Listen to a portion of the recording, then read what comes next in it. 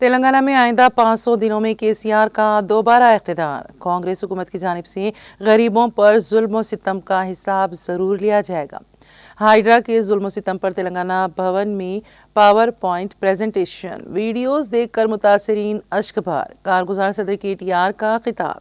BRS के कारगुजार सदर के तारक रामाराव ने तेलंगाना भवन में गरीबों पर हाइड्रा के जुल्म सितम पर मुनक़िदा पावर पॉइंट प्रेजेंटेशन के मौके पर खिताब करते हुए दावा किया कि आइंदा 500 दिनों में KCR दोबारा बरसर इख्तिदार आएंगे और हाइड्रा कार्रवाइयों से मुतासिर अवाम को मुकम्मल इंसाफ दिलाया जाएगा। उन्होंने कहा कि मौजूदा हुकूमत की जानिब से गरीबों पर की जाने वाली ज़्यादतियों का हिसाब जरूर लिया जाएगा।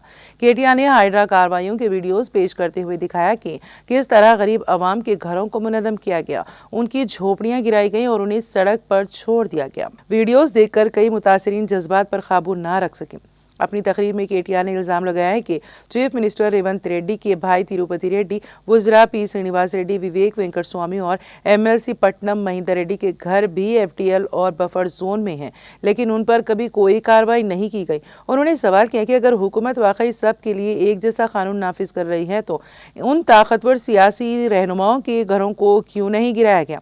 KTR ने मजीद कहा कि गरीबों को दिए गए घरों को रेवंत रेड्डी ने एक मखसूस बिल्डर के फ़ायदे के लिए मुनज़्ज़म करवाया।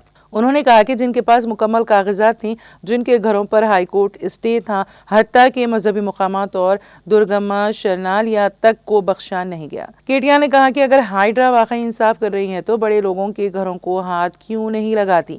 क्या उसके पास इतनी हिम्मत है कि बाअसर रहनुमाओं को नोटिस जारी करे? KTR ने इल्ज़ाम लगाया है कि हुकूमत अवामी फलाह का ढोंग रचा रही है, जबकि अंदरूनी तौर पर गरीबों को निशाना बनाया जा रहा है और 5 स्टार होटलों में खुफिया मीटिंग्स इसका सबूत है।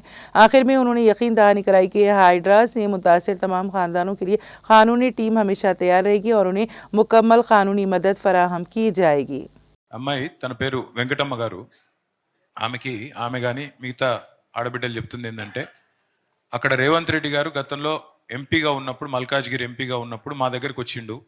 మీరు గరీబోళ్ళు, ఇంకా ఇక ఫోటోలు కూడా ఉన్నాయి, రేవంత్ రెడ్డి గారు వచ్చిన ఫోటోలు కూడా ఉన్నాయి, వచ్చి మీరు ఇంకా వేసుకోండి, ఇంకా గుడిసెలు వేసుకోండి, ఇంకా జాగా తీసుకోండి, మీరు పేదవాళ్ళు లేని వాళ్ళు ఉండండి అన్నాడు. కానీ మేము ఏ ఒక్కరి దగ్గర కూడా ఒక రూపాయి కూడా మేము తీసుకోలేదు, ఎవరికి ఇయ్యలేదు. కేవలం ఆడ క్వారీ జాగా ఉండే, ఆ క్వారీ జాగాలో మేము 10 ఏళ్ళకి వెళ్ళి ఆడనే అక్కడ రాళ్ళు కొట్టినాం. ఇది వరకు అక్కడనే చిన్నగా 50 గజాల ఇల్లు కట్టుకున్నామని చెప్తున్నారు. మీ అందరికీ నేను మళ్ళొక్కసారి చెప్తున్నా, దయచేసి మీకు ఎవరెవరికైతే న్యాయ పోరాటం చేయాలని ఉన్నదో వాళ్ళందరికీ లీగల్గా సపోర్ట్గా నిలబడే బాధ్యత మాది. మీరు ఒక్క రూపాయి మీరు ఖర్చు పెట్టే అవసరం లేదు, మొత్తం మేము కొట్లాడతాం మీ తరఫున. నెంబర్ 1.